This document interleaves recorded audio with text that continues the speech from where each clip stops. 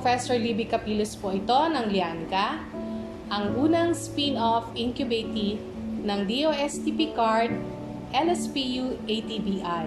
Ang mga produkto po ng Lianca ay landan fruit concentrate, lipote at bignay vinegar, santol champoy, at marami pang iba.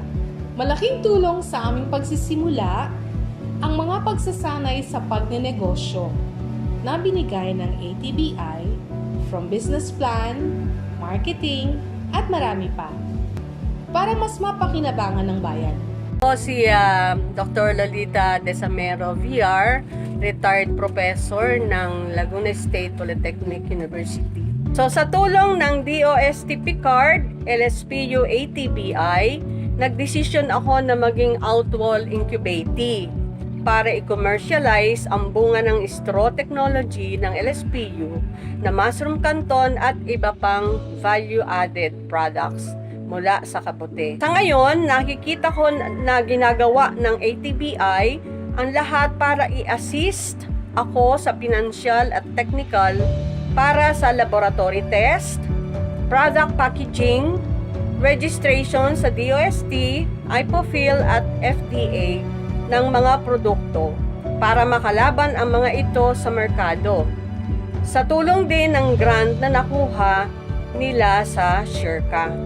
Nagpapasalamat ako at dahil sa mga pagsasanay na ginagawa ng ATBI, natutunan namin mga incubatees ang tamang proseso bilang isang technopreneur.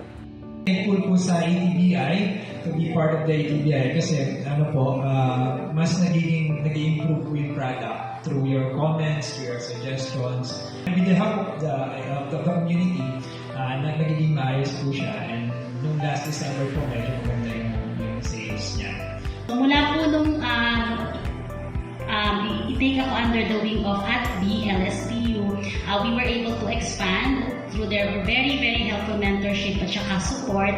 Sa lahat-lahat, nag-start po kami sa 4 na products. Hanggang ngayon po ay we have 25 SKUs. Tapos yung bago namin yung ipapaklinik ko, sinasamantala ko po talaga pag dito to get feedbacks para sa mga experts, yung mga very valuable po yung sinasabi na very objective. So, tuloy-tuloy lang po tayo kahit may ups and downs ang business, ganun talaga.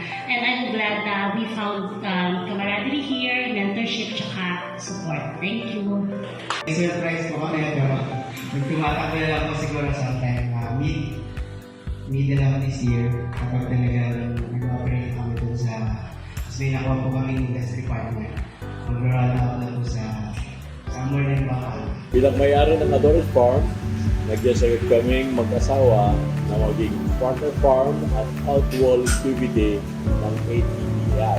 Dinarohan namin ang mga pagsasanay at kahit pandemic, go pa rin sa pag-attend ng mga virtual webinars na nagawa nila. So, pangangasiwa ng pananalapi ng negosyo, gamit ng computers at programs at marami pa iba. Patuloy ang pag-assist ng DOST, Picard, LSPU, ATBI sa amin sa registration sa IPOPHL at Trademark at sa produkto namin from co-incubation sa FPRBI. Ngayon ay nag-propagate kami ng maraming tawa-tawa para sa mass production ng iba pang mga produkto ng LSPO gaya ng Black Rice. Malakas din ang aming mushroom chicharon na sumasailalim sa new packaging and labeling at self-life testing. Ako si Elmera Pasco ng Barangay Banilan, Paki, Laguna, guro, entrepreneur at isang outwall incubatee ng DOST Picard, LSPU, ATBI. Ako kasama ang aking mga magulang at ilang mga kasama sa barangay ay nagtutuyo ng isdang ayungin. Kilala ang aming produkto sa tawag na ayunggit. Sinimulan namin ang maliit na kabuhayang ito noong taong 2006. Bilang incubatee, sinasanay kami ng LSPU ATBI sa mga kaalaman sa pagninegosyo, tulad ng paggagawa ng mga business model canvas, pag-store sa iba't ibang ahensya ng gobyerno kagaya ng sa DTI at FDA. Sa tulong din ng LSPU ATBI, may pinansyal na tulong din akong natanggap mula sa CIRCA para sa pagtutuyo ng ayungit. Patuloy ang suporta na aming natatanggap maging sa aspeto ng pagbebenta o marketing ng aming mga ayungit sa pamilihan. Nagpapasalamat ako sa LSPU ATBI at kahit sa gitna ng pandemya, hindi nila kami iniwan sa aming maliit na negosyo. Sabi nga, sa ATBI, likha mo'y aasenso, panalo!